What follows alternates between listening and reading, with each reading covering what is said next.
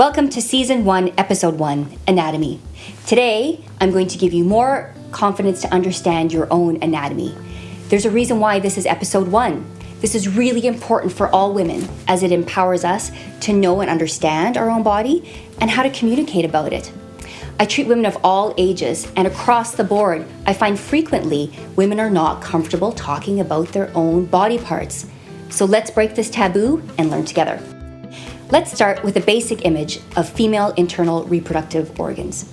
Of primary importance are the ovaries, the site of egg stimulation and estrogen production every month through a hormone process that we will cover in a future session on the menstrual cycle. When an egg is released from the ovary, it travels through the fallopian tube and is drawn towards the uterus. The main layer is muscle, called the myometrium, and the inside layer is the sheddable lining, called the endometrium. The muscle layer has an ability to contract, like any other muscle in your body, like your arm, except it does it on its own subconsciously. We feel this as menstrual cramps during a period, and of course, much more intensely as labor when having a baby. The exit from the uterus is the cervix. This is a gate between the uterus and the vagina, and it's shaped like a small inner tube with the cervical canal in the center connecting the uterus to the vagina. The canal is intended to be closed the vast majority of the time so that the inside uterus is protected from the outside world on the other side of the vagina. The cervix actually makes a mucus discharge that helps to keep this gate sealed and closed. The cervix is a rather amazing thing. It's quite firm, as it's made of muscle, and it opens ever so slightly every month to allow for the lining of the uterus to be shed in your period. The cervix can open, though, to 10 centimeters during labor to allow for a vaginal delivery. So menstrual lining every month comes through the cervix to the vagina and out of the body. We'll cover options to manage menstrual fluid in a future episode on period products. The vagina, even though in pictures it looks like an open tube, actually is collapsed together with the walls touching each other, like a sock that's not on a foot. It also is a very fascinating area, enough so that we might have a whole session about the vagina later on too. So to recap, inside the body are the ovaries, the tubes, the uterus, the cervix, the vagina. Where the vagina meets the outside world is an area referred to as the vulva. Two V words, very different areas. Many people use the terms interchangeably, but they are distinctly different. The vulva is basically everything that can be seen from the outside.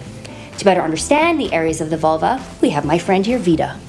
When a woman is laying on her back, the vulva is in this orientation.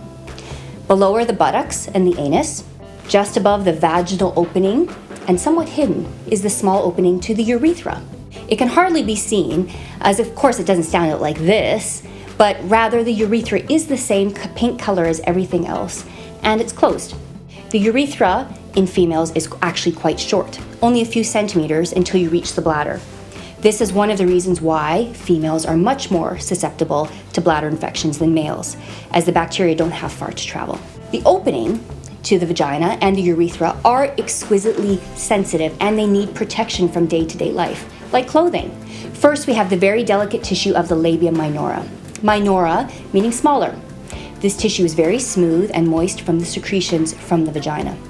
Now, the way Latin works is that when something has been named minora, meaning smaller, there's usually a larger or majora. So surrounding the labia minora are the larger labia majora. Sometimes people instead refer to these as the inner labia and the outer labia, which obviously also makes sense. This outer area is covered with pubic hair and naturally comes together somewhat day to day in order to protect the more delicate tissues of the labia minora and the vaginal opening and the urethra. Labia minora come in all shapes and sizes, and this variation is normal. Moving along to the top of this area is the clitoris.